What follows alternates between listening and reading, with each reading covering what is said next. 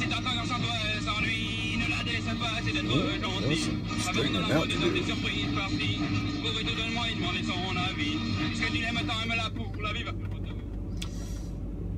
Hello, it's me, Lou, back in the car again. You may remember me from earlier this morning when it was snowing outside. Now, it is no longer snowing. It is 5:30. Greetings, Eric Holden.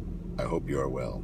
I am here in the car. It's no longer snowing, as I predicted. It was a very small snow. They predicted 2 to 6 inches of watching snow on the ground, but then the weather forecast was also for 40-something degrees. So I guessed right that it would not stick around.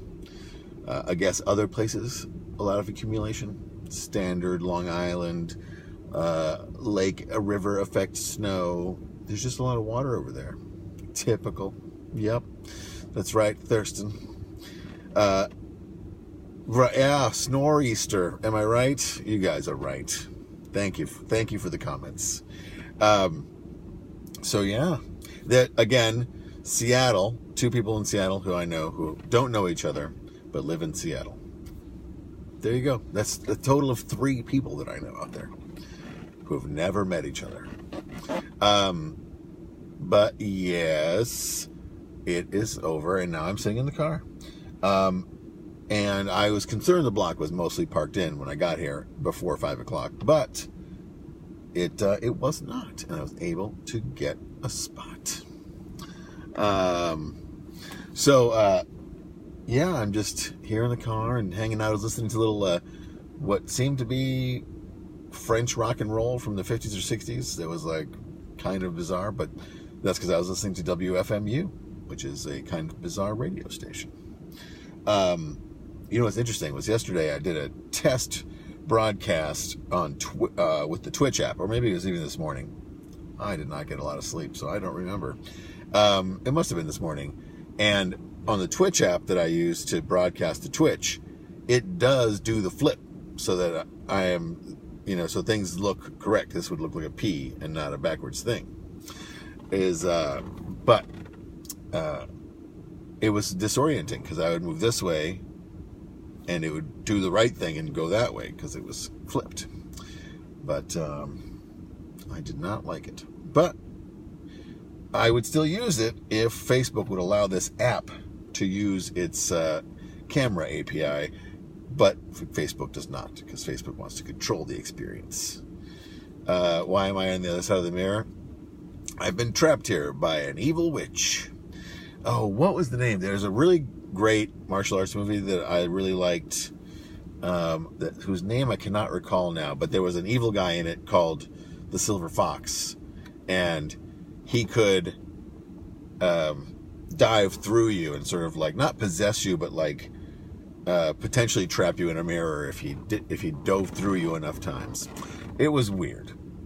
Or no, maybe he got stuck in a mirror because he was diving into people and then this guy dodged him and he dove into the mirror and was stuck in the mirror. But eventually he broke out of the mirror. He was a bad guy though, the evil Silver Fox. But the whole middle of the movie was this weird, dumb love story, and then in the end it gets real good. Yeah, I remember that movie distinctly because that was one of my first entries into the real sort of the times Hong Kong action cinema. There's like a scene at the beginning where they break this guy out of jail who's blind, and then they're talking to him, and he tells them how he ended up in jail, the people who rescued him, and then he tells them who busted him and put him in jail, and then he just jumps into the air and they shoot him until he explodes. It was just like, this is China to me in a nutshell. But yes, I've seen many other movies since then. This was back when I used to have to go buy the VHS cassettes underneath House of Vegetarian on Mott Street in Chinatown. And they were all bootlegs for $10. But a lot of bootlegs. I still have them upstairs because I am a pack rat. And I like to prepare myself for the future when VHS comes back. It's going to be perfect. Let's see, what else? Today, I was at Home Depot buying some stuff. garbage can liners, that kind of thing. And I saw this kit for growing mushrooms. But it's not the kind of mushrooms that you're thinking. It's just a shiitake mushroom growing kit. And it's company back to the roots, and I've known about them for a long time, but I did not. I bought one of their products, which was the aquaponics beta fighting fish. Fish tank that also grows weeds, basically. Like, what does it grow? I think you can grow like catnip on it, or you can grow, I don't know, watercress, some kind of plant that people don't normally eat themselves. In this kit, it's hard to see this kit. It's kind of blown out because we're sort of in a sun zone. But basically, it's a mini mushroom farm, and you soak it, and then shiitake mushrooms bust out of this thing. And in theory, if you like them, you can eat them. But it's really more about showing no, it's not a chia. It's there it is. Back to the roots organic mushroom farm, mini farm. It grows right out of this box. And that's the beauty of mushrooms. There's basically like an inoculated substrate block in here, and you just have to hydrate it. And then once you let it sit there for a little while, yes, a mushroom chia. Once you let it sit there for a while, you cut it, and then once they exposed to oxygen and light, the fruit bodies will form, and then, if you're lucky, you'll get your house covered in spores. So that's my plan. Get this nice spore house going. But I thought that was kind of a funny thing. But the best part was I bought this at Mr. T, Mr. Shiitake. I bought this at Home Depot, and it didn't ring up. Like, I went to scan it, boop, boop, boop, and it kept saying I was doing the self-serve checkout. And, of course, whenever you do self-serve checkout, something doesn't work, so you need to go and get the poor person who has to stand there and be like, oh, what's wrong now? But it wasn't PebCac or whatever you call it when the cash near Peb. Yeah, whatever. You know what I'm saying. It was that wasn't in their system. So she was just like, she went to go check the price, and then she was just like, here, take it. You can have it. I was like, all right, sounds good to me. I think, Eric, if you want to see a chia shroom mohawk, you probably need to take the other kind of mushrooms, which grow more prolifically in Seattle and British Columbia. Liberty caps, I believe they're called. You guys pick a lot of those, after a big rain.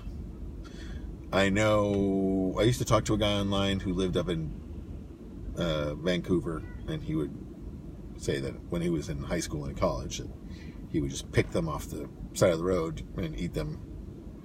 And I was like, I'm jealous, and also that would terrify me.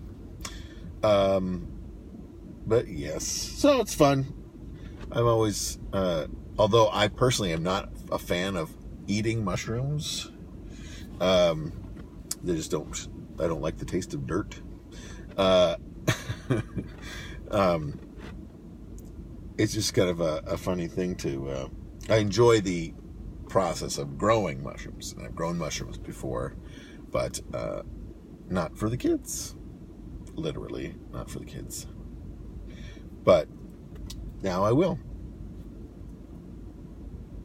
So what I need you guys to do in Seattle is to find these Liberty caps, make sure they bruise blue, and then send them to me. Dry them first if you can. Just need some damp red, or just put them on a plate and have a fan blow on them, box fan blow on them for a couple of days. And then you just dry them and send them over here. As many as you can. About a pound would be great. I've got plans for your contribution. Yeah, they got to bruise blue. Otherwise, they don't have psilocybin in them. When you pinch them, the flesh of the psilocybin mushroom will bruise blue. And there will also be blue liquid inside it. So now you know. If they don't bruise blue, then they're not meant to chew. If I don't think that's a saying, but it rhymes, and I thought I'd give it a try. So yeah, just chilling in the car. No snow on the ground.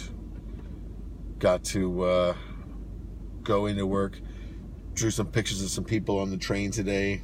I think I left my sketchbook upstairs, unfortunately.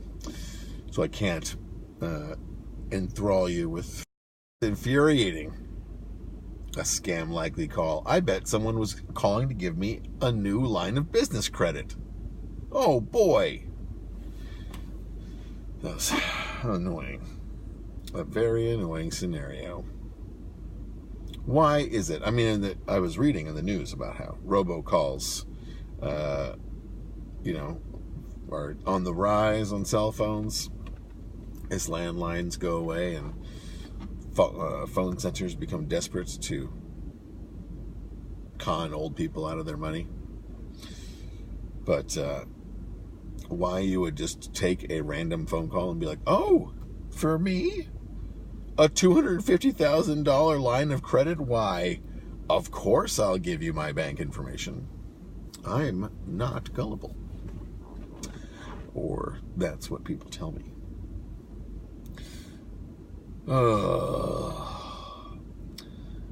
I'm tired. You know what I really want to have is my Xbox back. My Xbox was shipped to Texas to work on it, and then they sent me back an email saying it's on its way back to you. Here's the tracking number, and when I go to the tracking number, it is the tracking number to prove that it made it to Texas. So I'm hoping that it's coming back to me and not back to Texas, because that would be disheartening. But I don't know if you guys out there in La La Land. Oh no, you think the people at the Texas place stole it, the Microsoft repair place? I don't know if you guys are playing Fortnite, but it's free and it is taking the world by storm. Yeah, it's a battle royale game, and people are my kids, or my older child, is playing it like crazy, and I can't do nothing about it. Tons of hours of Fortnite, if allowed, like Infinite Jest style, wasting away playing Fortnite. And Fortnite can be entertaining, but it's so interesting how sticky a game like that is, where people were fans of PUBG, right? PlayerUnknown Battleground, which is a weird game, and then they didn't, and then all these other games started doing a battle royale style game where you just fly onto this island and you have to go find guns and then kill everybody else. But Fortnite is more cartoony and adds this weird building mechanic, and it has leapt over PUBG and now is one of the number one games in the world. And yeah, it's weird. I do enjoy playing it a little. Ace loves it, my older son, and he will just like I said, just sit and play it for hours on end. And he did win once or twice, which is impressive. You get 100 people flying into this island, but the kind of frustrating thing is that literally the number one strategy that succeeds to get them into the top 5 every time is to find a place to hide and stay there. And you just stay there, and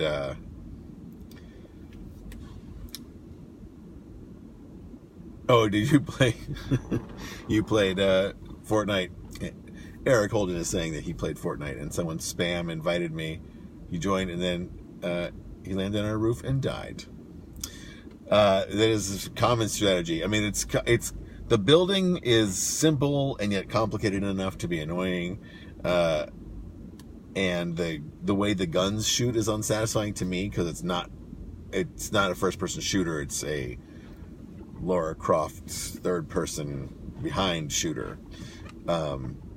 So yeah, like you're running around and it's not, I'm shooting you. It's I'm shooting you and here's this reticule over here. Anyway, it's fun. It's fun enough, but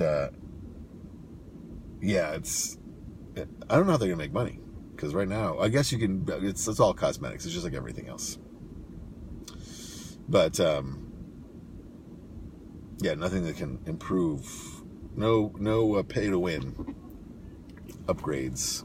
It's always a bad idea. Although that is basically the concept behind collectible card games like Hearthstone and Magic the Gathering and things like that, where if you spend a gajillion dollars, you'll get the cards no one else has.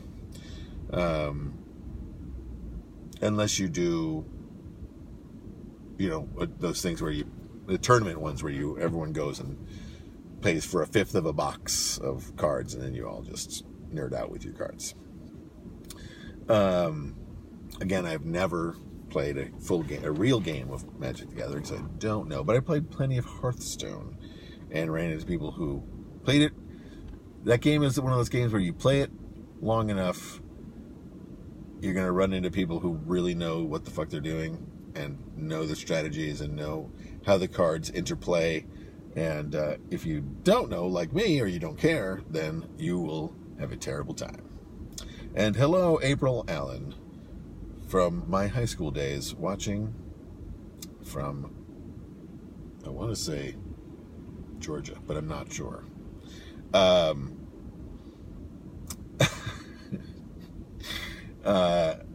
So yeah, anyway, there's been a huge burst of collectible card game style games on the market of the different consoles and whatever. I forget, there's even a new one that just came out that actually was not hard to play. Gwent came out, and I totally didn't understand Gwent.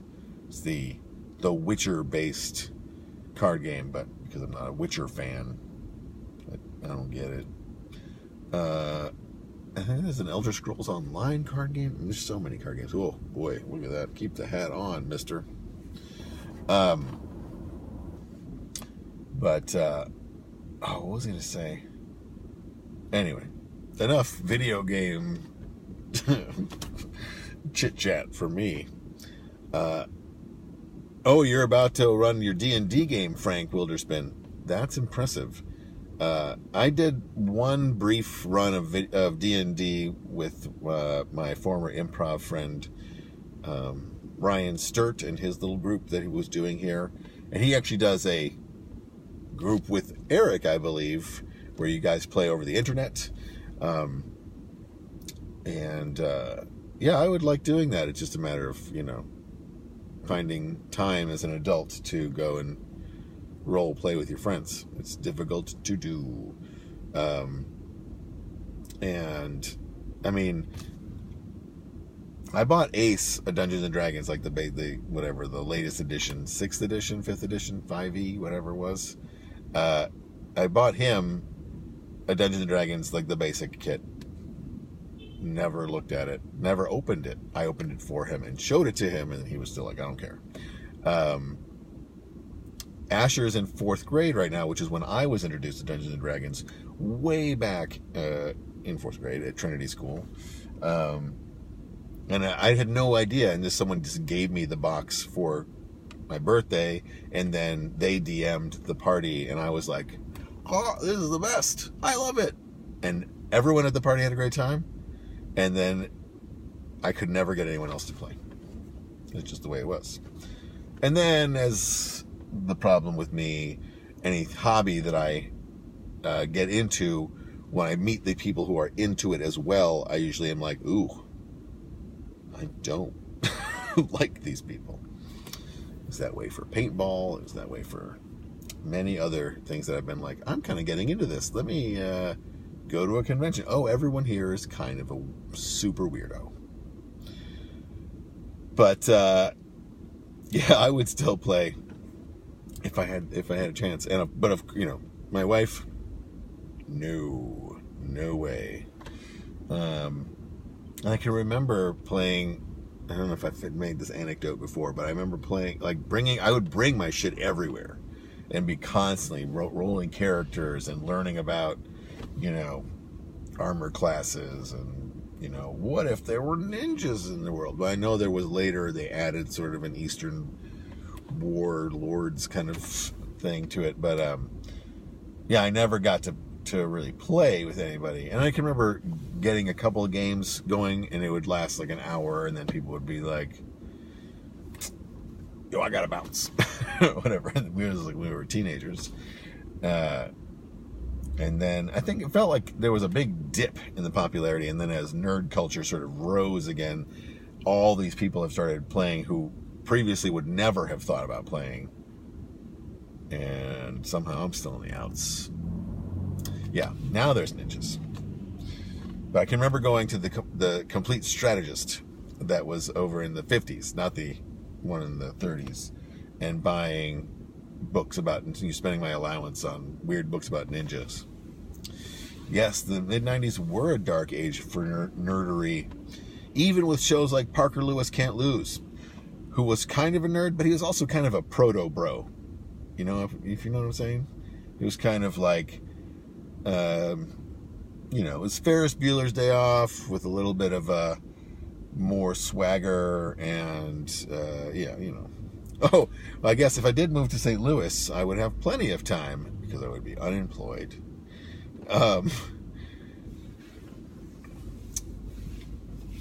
You mean the Swatch watches?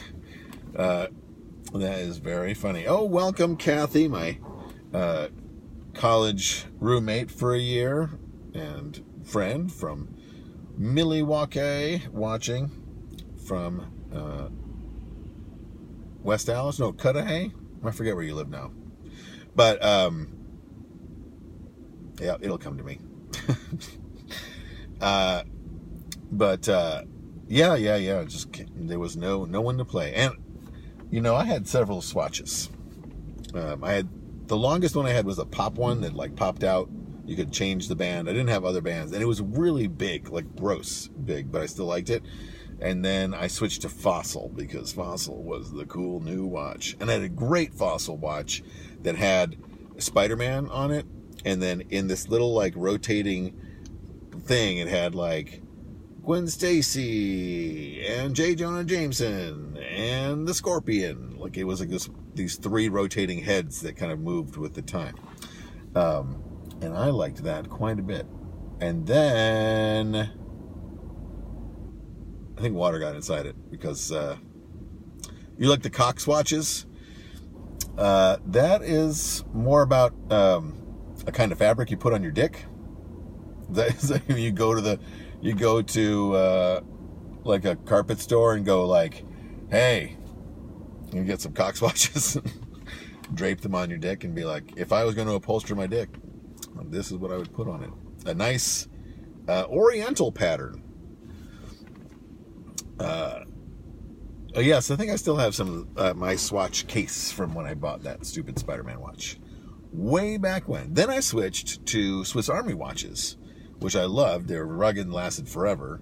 But what kept happening to those was I would wear them playing basketball, and someone would smack my wrist, fouling me, and then they would like knock the pin out of it, and then I'd have to like pick it up and get it fixed. It was a bummer. But yeah, now I have an Apple Watch, which I can expect the glass to get all scratched and ruined, and then the battery to die and become obsolete. Yeah. Oh, you're looking to get a nice tartan for your Cox watch? Sure, why not? Get some Black Watch for your Cox watch. Some Black Watch plaid. You know what I meant. My time in the car is almost up. People are starting to park their cars. Now the block's all fully parked in. This block is ridiculous. But yeah, I wish I belonged to a nerd group, but at the same time, I don't seek it out. I'm sure I could get myself into. There's the Brooklyn Strategist right down the road. I could just go there and sign up for a Magic the Gathering or other nerdly night. But I could also just play video games with my friends. Yay! And that's what I do. Speaking of which, it looks like I might be going out to LA at the end of this month to see a bunch of them. Maybe. We'll see how it goes.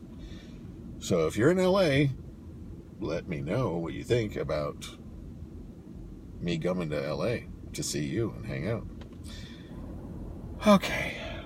Well, another week of sitting in the car. No sign of the ticket people. You know, I could have probably left my car this morning because it was gross out. It was snowing pretty hard. But that's when you think the ticket people are not out. Calculated risk I'm not willing to take. My time is worth $75 of not getting a ticket time. All right, folks. Thank you so much for joining me. Make sure that next time, call in. Let me know you want to chat. I want to chat with a person, not just talk to myself, because I feel the madness is slowly happening. All right, guys and ladies. I don't want to get into gender politics. Whatever. All right, we'll see you later, everybody. Vroom, vroom, vroom. See you later. Bye.